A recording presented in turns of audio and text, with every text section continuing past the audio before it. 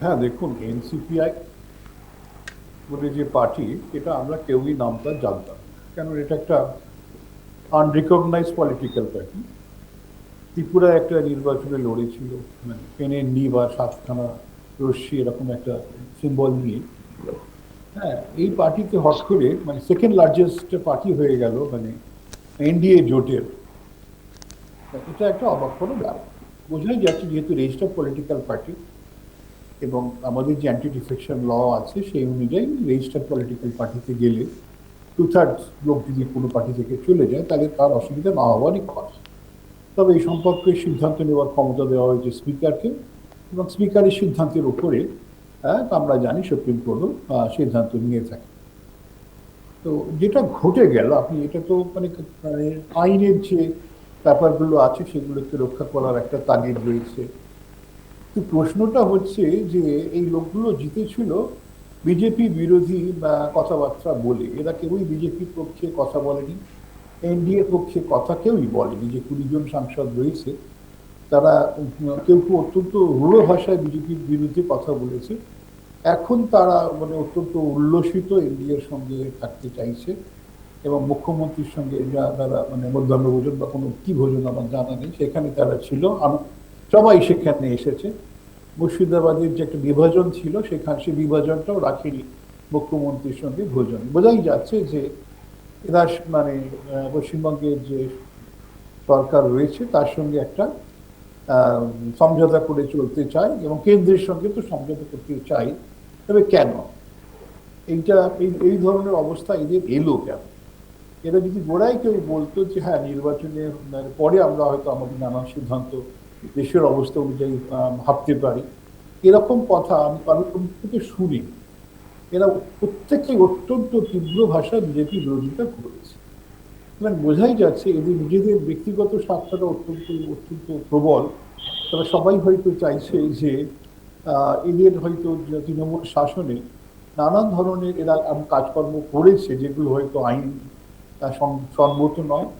দুর্নীতিতে অনেকেরই জড়িয়ে পড়ার কথা, যেভাবে আমরা দেখতে পাচ্ছি সাধারণ তৃণমূলের নেতা যেভাবে পয়সা কড়ি করছে, সাংসদদের তো অনেক সুযোগ থাকে। সব থেকে বড় প্রশ্ন রাজাদা, মানে এরা নিজেদের লোকসভা কেন্দ্রে গিয়ে কি বলবে মানুষকে, যারা যারা না, তাদেরকে বলার ভোট তো দিয়েছে? দরকার নেই। এরা এরা বলতে চায় না, এরা নিজেদেরকে রক্ষা করতে চায়।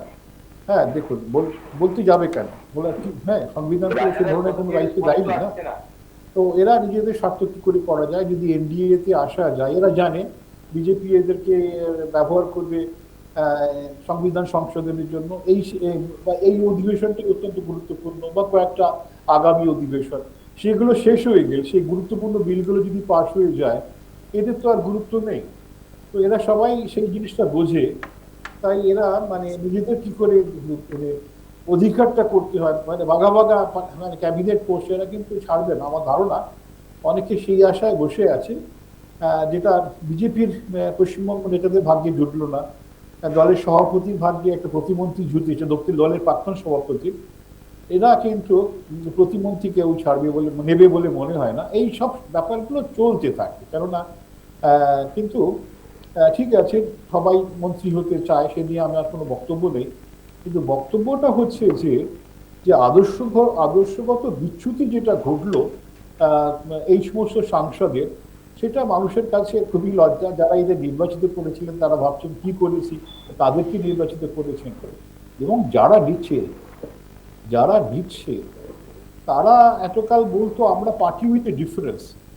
এখন তো এরা কি বলবে, না আমাদের আর ডিফারেন্সের প্রয়োজন নেই, এইটাই তো বলতে হবে, তাই না? তো ঠিক। সুতরাং তাদের লজ্জাটা আরো বেশি বলে আমার ধারণা।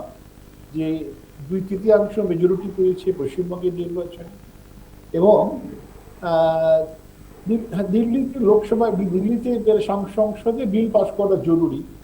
এটা নানান ধরনের কোঅর্ডিনেশন করা যেতে পারত। সেটা ঘটে, সবাই করেছে কিভাবে বিল পাস করতে হয়। সেই কোঅর্ডিনেশন না করে একেবারে যাদের বিরুদ্ধে বিজেপি কথা বলেছে তাদেরকে যদি গলায় মালা পরিয়ে, মালায় পতাকায় আর মঙ্গল ঘটে যদি দলে নিয়ে আসে, দলের যে ভাবমূর্তি সেটা তো নষ্ট হবে। আর দলের যারা সাধারণ কর্মী, যারা দীর্ঘদিন দলের জন্য গলা ফাটিয়েছে, হ্যাঁ, রক্তক্ষয় ঘটেছে, হ্যাঁ, হ্যাঁ, নানান ভাবে নানাবিধ সামাজিক যাতনা সহ্য করেছে, তারা ভাবতেই পারে কিসের জন্য আমাদের এই যে যাতনাগুলো, এর জন্যই। হ্যাঁ, আদর্শের জন্যই মানুষ এই এত কষ্ট করে। এই সেই আদর্শ জলাঞ্জলি কি দিতে হচ্ছে, এই ভাবনা কিন্তু বিজেপির সদস্যদের মধ্যে থাকার সম্ভাবনা রয়েছে। এবং এরা যদি এই মুহূর্তে এনডিএতে থাকছে,